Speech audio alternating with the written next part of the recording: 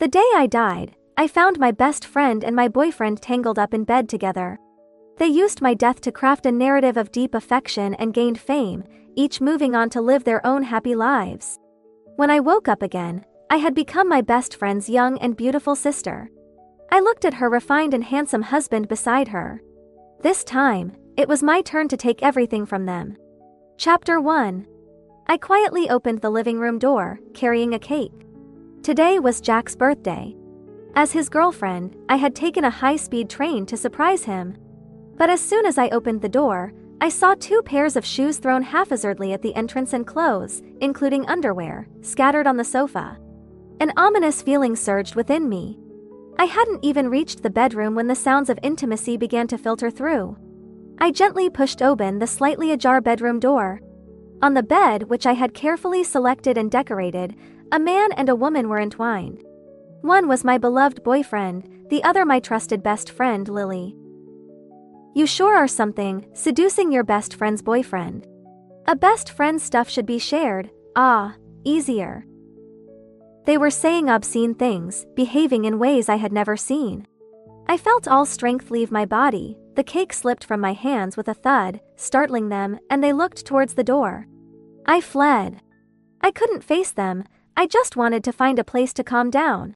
Jack quickly threw on some clothes and chased after me, calling out, "Anna, let me explain." I ran with all my might, down the stairs, out of the building, and onto the street, where a loud honk brought me back to reality. I was blinded by the car's headlights. No escape. With a thud, just like the cake falling from my hands, I too hit the ground. It's so painful. My soul floated above, watching the world after my death. I was a moderately famous internet celebrity, so many media outlets covered the incident. My father, upon hearing the news, suffered a heart attack and died on the way to the hospital. My only family left this world with me. Jack and Lily, leveraging my death, played the sympathetic card in front of the media and at my funeral, garnering public sympathy. Jack even became a well-known internet celebrity because of it. But they didn't end up together.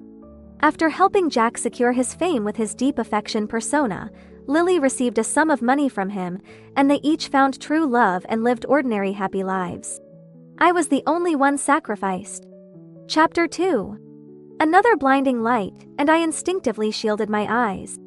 As my consciousness returned, I realized I was on a plane. How was I on a plane? I was supposed to be dead. I rummaged through my bag, looking at the ticket, mirror, and phone inside, and realized something. 5 years had passed. I was no longer Anna, but Rose. I knew Rose, Lily had mentioned her before. She was her young, beautiful sister who had completed her studies abroad. Reading through the messages and Lily's social media posts, I learned that Lily had gotten married through an arranged meeting 3 years ago and had a daughter this year. Rose was returning after finishing her studies, with her parents having passed away in a car accident, leaving Rose to temporarily stay with Lily. Looking at the happy family photos Lily posted, I clenched my fists. Lily, you destroyed everything I had, yet you get to live so happily.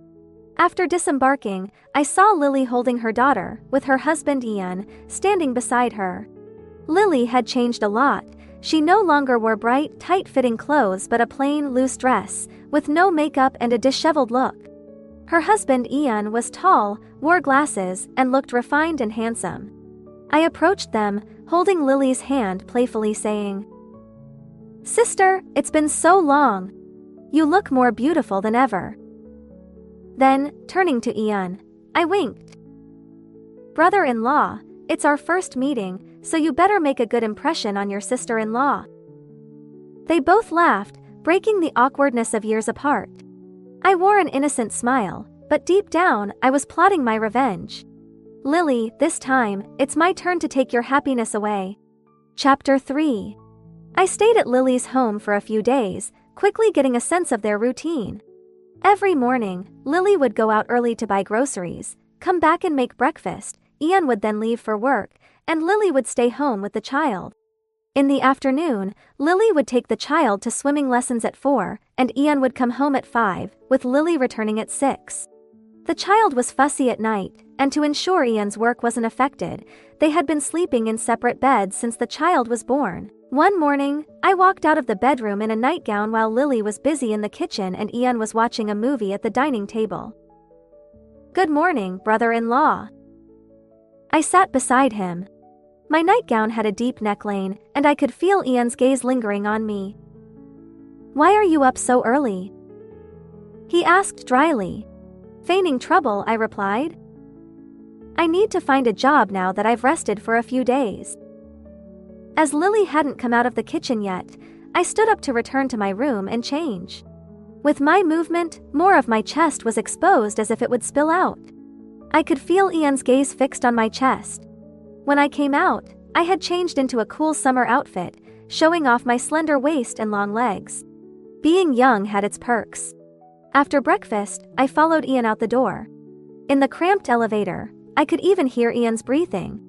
I linked my arm through his, letting my chest brush against his arm. "Brother-in-law, guess where I'm going for an interview?" His breath quickened, and meeting my innocent gaze, he thought he was overthinking it. "Where?" Pouting, I replied. "You didn't even guess. Are you brushing me off?" "Fine, I'll tell you I'm interviewing at your company." With my overseas qualifications, getting into Ian's company was easy, and I soon became his colleague, naturally commuting together daily. Sitting in Ian's car, we chatted away, and I often teased him with glimpses of skin, making his heart race, but then I'd look at him innocently, feigning purity. At home, I'd maintain my distance from Ian in front of Lily to avoid suspicion. Chapter 4. One night, Ian went out drinking with friends, and Lily had already put the child to bed. I waited until late at night, and hearing the sound of the lock turning, I quickly ran into the bathroom, undressing as if I was about to shower, showing off my fair body. I knew he always went to the bathroom first after drinking. Ian opened the bathroom door while unzipping his pants. He hadn't expected me to be there so late, and he froze. Naked, facing him, I turned away, blushing, and asked him to leave.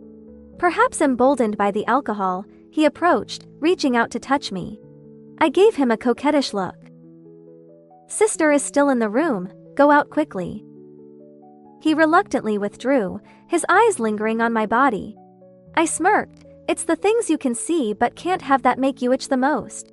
After that, Ian's gaze held more desire. But I pretended nothing had happened, continuing to face him with innocence. When not working, I would help Lily with house chores. She was now busy with cooking, cleaning, and childcare daily, a far cry from the party-loving girl I knew. As we shelled beans together, I casually asked, "Sis, why don't you hang out with your old friends anymore?" Lily replied, "I'm busy with the baby and cooking for you guys, I have no time. Besides, I don't have many friends." Feigning surprise, I said, "But you had a best friend you were really close to, right? You mentioned her before." She responded nonchalantly, "She died a long time ago. Besides, she was more like my tag-along." I gritted my teeth. Yes, I saw her as a friend, a best friend, always giving her what she wanted. I worked part-time to buy her luxury gifts for her birthday, while she gave me her used things for mine. But I cherished our friendship and didn't mind. To her, I was just a fool, a lapdog. I wouldn't just take her lover, I would ruin their reputations. Chapter 5. While working, I had someone gather information on Jack. With Ian, I maintained a facade of innocence, letting our interactions stay at casual touches. But I noticed he was more attentive, his gaze often following me. One weekend, Ian was about to leave, and I hurried out with my bag. "Brother-in-law, where are you going? Take me along if it's on the way." In the car, Ian eyed my outfit. "Dressed so nicely, going on a date?" I glanced down at my black mini dress and thigh-high stockings, playful yet sexy. Playfully hitting him, I laughed. "No, just meeting some girlfriends for tea." "Jealous, brother-in-law?" He pulled me into his arms, catching me off guard. I quickly pushed him away. "Stop it, you'll ruin my makeup." I didn't want him to get me too easily. Men don't value what's easily obtained. Reluctantly, he sighed and drove me to my destination. After he drove off, I turned towards the nearby cafe. Jack frequently visited this cafe on weekend afternoons. Entering, I quickly spotted him, matured and radiating masculinity. I sat next to him. "Hey handsome, is this seat taken?" Annoyed by the interruption, he softened upon seeing a beautiful woman in his preferred style.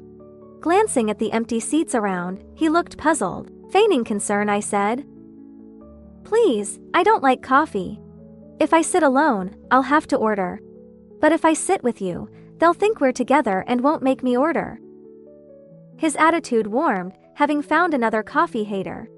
I knew he disliked coffee but preferred the cafe over going home to his wife.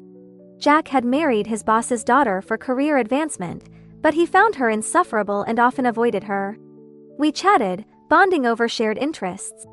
After 2 hours, as I checked my phone, I interrupted him. My friend stood me up. "I've been waiting for 2 hours." Seeing my disappointment, he comforted me. "Think of it as making a new friend." New friend. I smiled. "Can I add you on WeChat?" Hesitating, he eventually handed me his phone. "Sure, but I might not always respond promptly."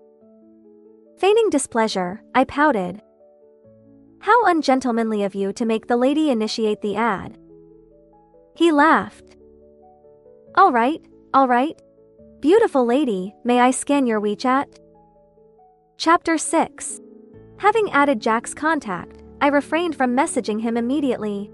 Too much eagerness would seem desperate. But I kept myself on his radar by posting selfies tailored to his taste on my social media. Soon, I had little time to focus on Jack. The company was organizing a beach retreat for the department. I meticulously prepared for the 3-day, 2-night event. On the day of departure, Lily packed Ian's belongings, handing him the suitcase while reminding him to take care of me. Ian glanced at me with an unreadable expression. "Don't worry. Rose is quite popular at the company, plenty of people will look after her." I just smiled sweetly. After a long journey, we finally arrived at our destination. I changed into my swimsuit and appeared in the hotel lobby. My wine-red bikini accentuated my fair skin and curvaceous figure. The men couldn't take their eyes off me. Just then, Ian approached, blocking their view. He was shirtless, revealing his well-defined muscles. Teasingly, I said, "Brother-in-law, I didn't know you had such a great body." He smiled, his eyes fixated on me. "Let's go swimming." Pouting, I replied. "But I can't swim. Can you teach me, brother-in-law?" His eyes darkened with desire, but he agreed. Chapter 7. The beach was vast, and everyone spread out to play. Ian took me to a shallower part of the sea. As the waves crashed over, I couldn't keep my balance and clung to Ian's arm, pressing my body against his. Ian encircled me with his strong arm, his hand resting on my waist. Everywhere he touched felt like it was burning. We walked further until the water reached my waist. He demonstrated swimming and then encouraged me to try. But I was too scared of drowning and couldn't keep my balance in the waves, so I refused to let go of him. Standing behind me with his chest pressed against my back, he held my waist, whispering in my ear, "Don't be afraid. I've got you." I felt something hard against my hips and blushed.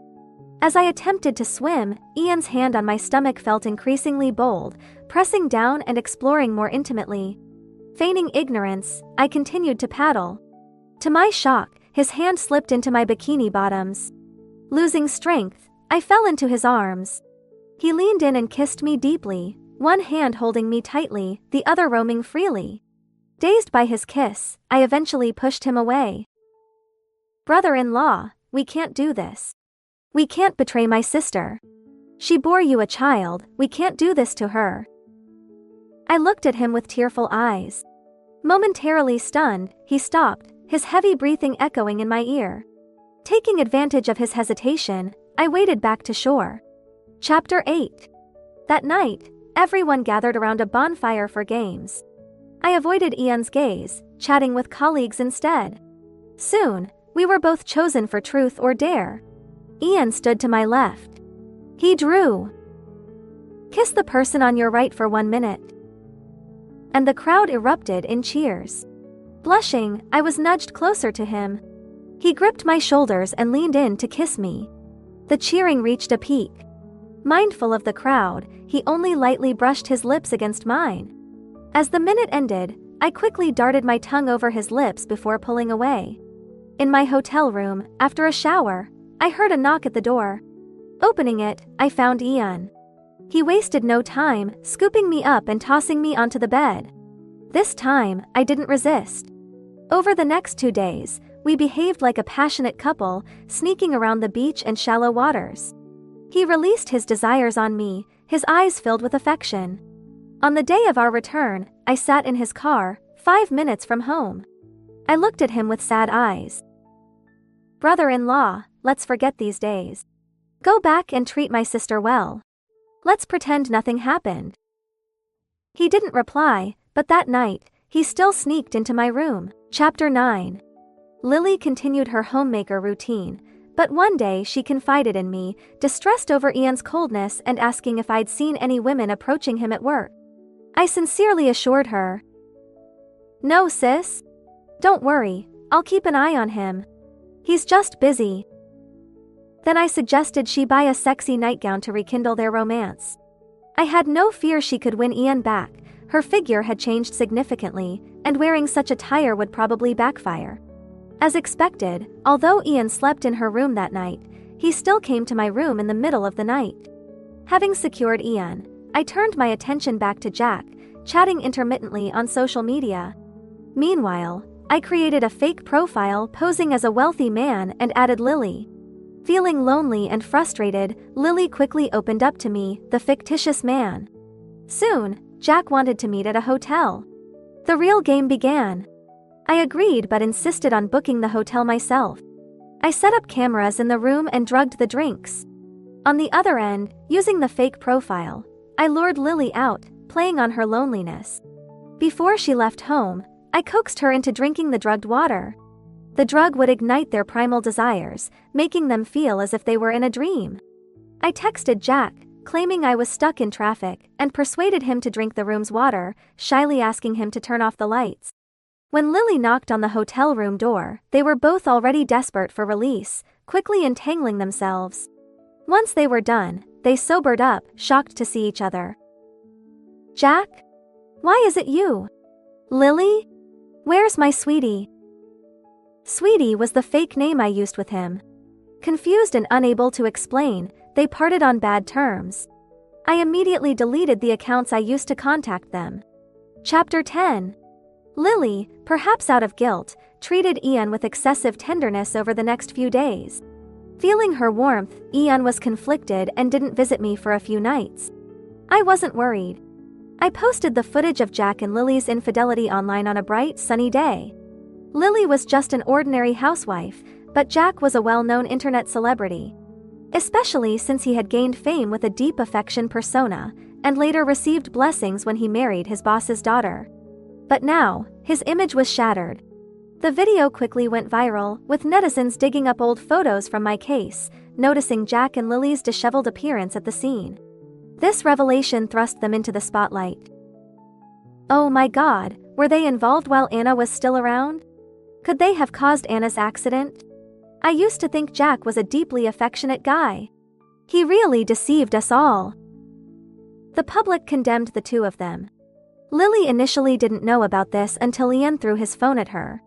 Seeing the video, she turned pale, all color draining from her face. Stuttering, she began.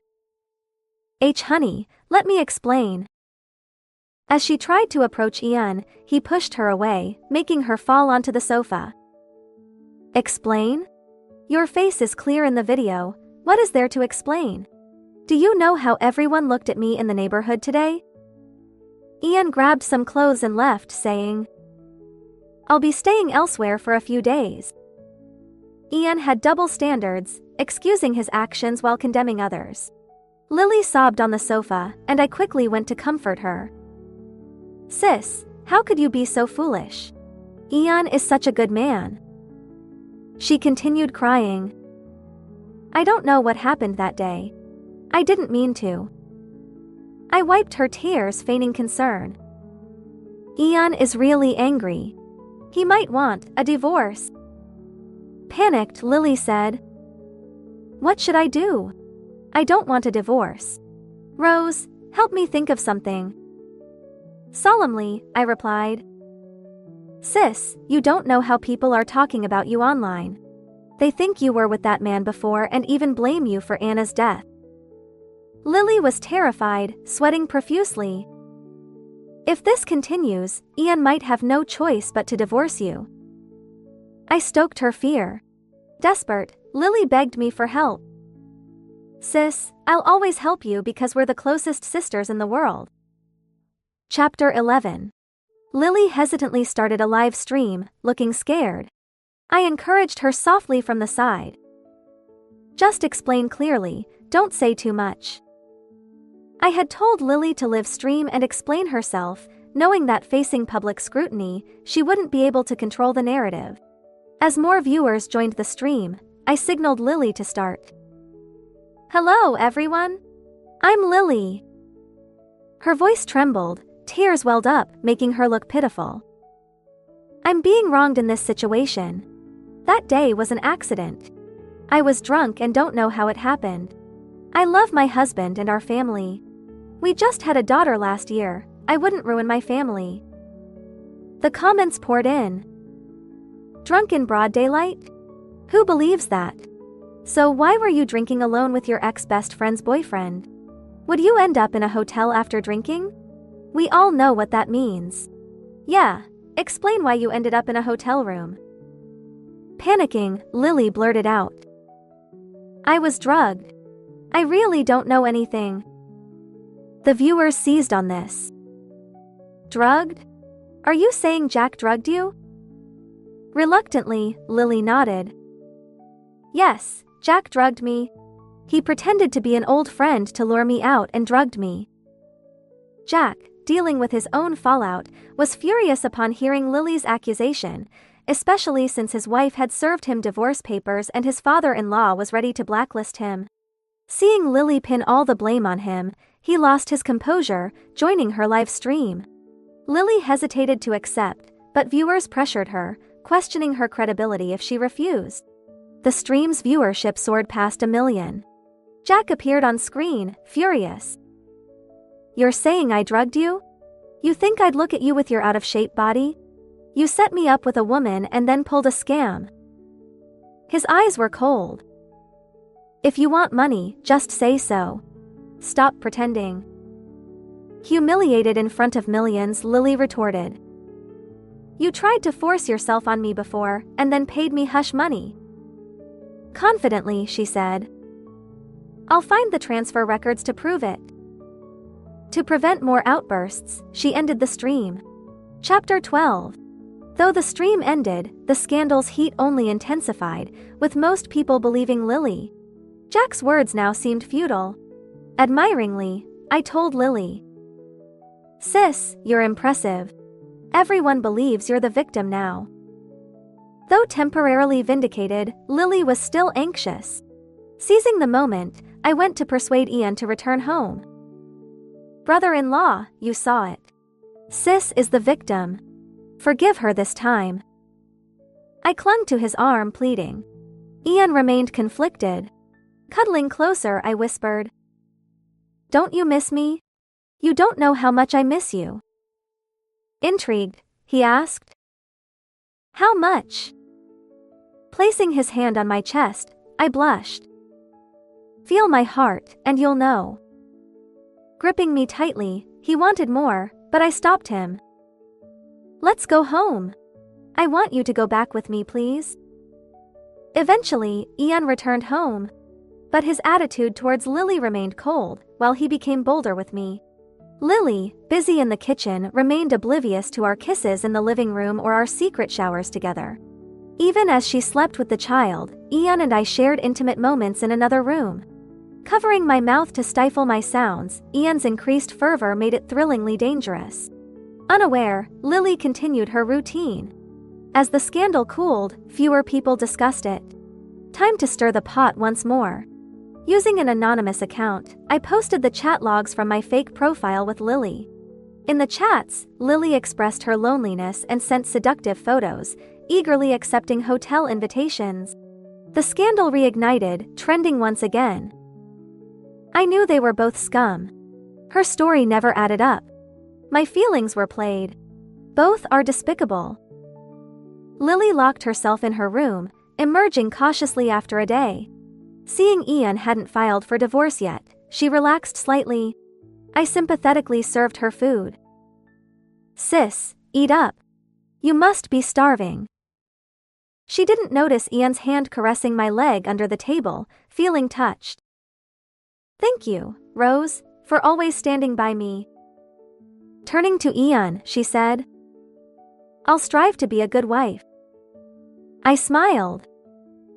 "We're your family, of course, we stand by you." Lily continued her homemaker dream, avoiding her phone and wearing a mask when out, pretending nothing had happened. Until one day, I sent her a message, luring her home early from the child's swimming lesson. The door was left slightly open on purpose, just for her to see. I let out deliberate sounds asking Ian, "Brother-in-law, who do you like more, me or sis?" Without pausing, Ian replied, "You, my sweet Rose, my dear Rose." Hearing a loud crash from the door, we turned to see Lily stunned. Lily rushed to hit me, but Ian blocked her. Her face twisted with rage, she shouted, "What are you doing? Rose, how could you seduce your brother-in-law?" I calmly dressed. "Sis, isn't a best friend stuff meant to be shared? That includes your husband." Just as she had said when she and Jack betrayed me. Unable to touch me, she cursed profusely. I chuckled. "Didn't you sleep with your best friend's boyfriend? You can dish it out but can't take it?" Ian, frowning, pushed her away. "Enough. If you can't handle it, we'll divorce." Collapsing to the ground, she sobbed. "Divorce? I won't let you two off that easily. I'll expose your affair." Indifferently, I said, "Go ahead. Who will believe you? See if anyone sides with you." She could only stare at me with hatred. Chapter 13. Ian filed for divorce. Lily's infidelity was proven, leaving her with minimal assets and no custody of the child. Accusations of our affair lacked evidence, and no one believed her. Everyone saw her as a liar, trying to extort more money. After the divorce, Ian proposed to me. We took wedding photos, and I made sure Lily saw them by sending her copies. Rumors said she struggled to find work, resorting to cleaning jobs, barely making ends meet. She frequently visited Ian, hoping for reconciliation, but he grew increasingly disgusted. I hoped the sight of my wedding photos would ruin her appetite. Jack fared worse. After his divorce and a beating from his ex-wife's men, he left the hospital with little money. Blacklisted by his father-in-law, no one dared hire him. Jack resorted to physical labor, but his pampered life left him unfit for it. Influenced by certain people, he turned to gambling, quickly accruing debts and constantly on the run. They all got their just desserts. Ian planned our wedding, but I left him a letter and vanished. I apologized, I had used him. Being with him trapped me in hatred, and I couldn't love him. Moreover, if he could abandon Lily for me, he might do the same to me someday. I refused to be a joke again. I moved to a new city, changed my name, found a quiet job, and traveled during breaks. During my travels, I met a younger man, still in college, who pursued me relentlessly. I rejected him, but he persisted. He asked me to wait 2 years for him to graduate and join me. I thought he was joking. But 2 years later, one morning, he stood before me. I continued rejecting him, but he settled next door.